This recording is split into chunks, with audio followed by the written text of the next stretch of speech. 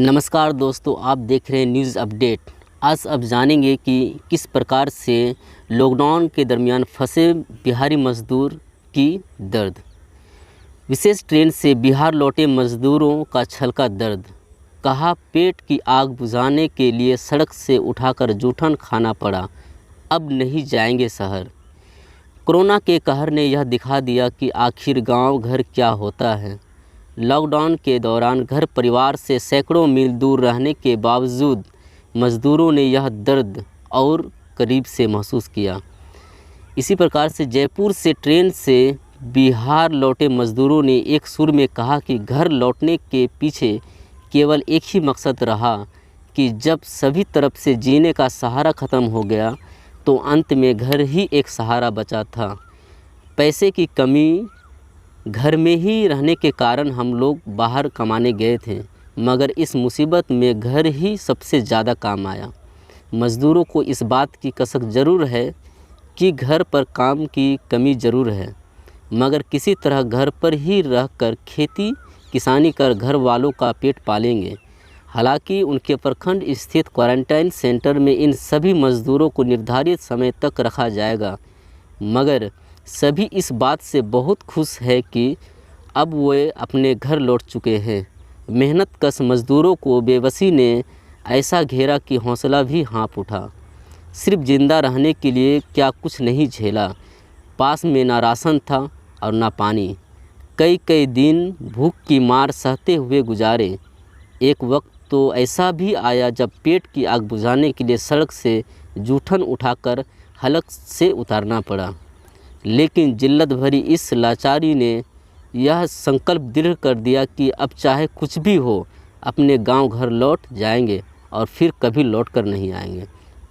विशेष train से लौटे दिनेश यादव बताते हैं कि लॉकडाउन उनके लिए नरक से कम नहीं था। पास में ना राशन था और ना पानी। शुरू में तो कुछ दूर जाकर सूखा राशन लाकर कुछ भी बना लेते थे, लेकिन बाद में वह भी मिलना बंद हो गया।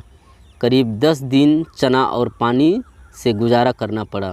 मज़दूर बताते हैं कि कभी पैसे के खातिर अपना घर परिवार छोड़कर प्रदेश कमाने गए थे, मगर अब उसी पैसे की कमी के चलते गांव लौटने को मजबूर हैं।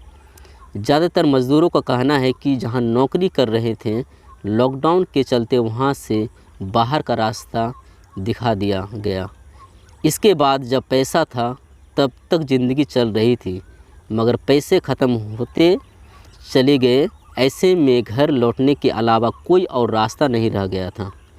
घर आए इन लोगों के चेहरे पर परिवार की परवरिश की चिंता भी है। इन प्रवासियों का कहना है कि कम ही कमाएंगे, घर में ही कमाएंगे, मगर अब ऐसी स्थिति में परदेश नहीं जाएंगे। वापस लौटे मज़दूरों के चेहरे पर घर वापसी की खुशी देखते बन रही है। वे लोग एक स्वर में कहते हैं, मत पूछिए हुजूर, क्या क्या नहीं सहना पड़ा। भोजन छोड़ हर कुछ मिल जाता था। जो लोग वहाँ के स्थानीय निवासी थे वह शुरू में फ़ोन करते थे और कहते थे कि हम लोग साथ हैं, हर ज़रूरत पूरी करेंगे। लेकिन जब उनको फ़ोन किया जाता था तो बात को टाल जाते और लॉकडाउन की मजबूरी बता देते थे।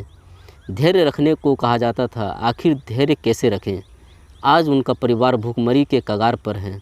सोशल मीडिया से अपने जनप्रतिनिधि को खबर पहुंचाई तो जवाब मिला, सब ठीक हो जाएगा, लेकिन मदद कहीं से नहीं मिली।